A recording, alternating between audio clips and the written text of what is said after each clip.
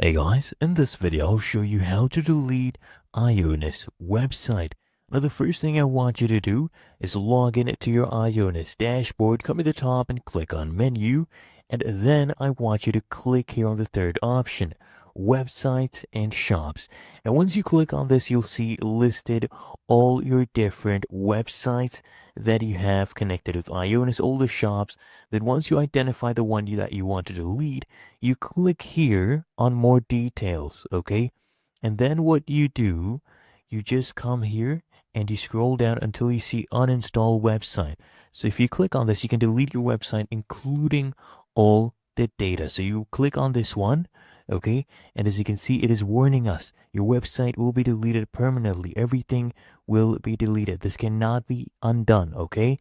So you just click on uninstall and your website will be deleted. Now, if you scroll down, as you can see, we only have 3, and before we had 4.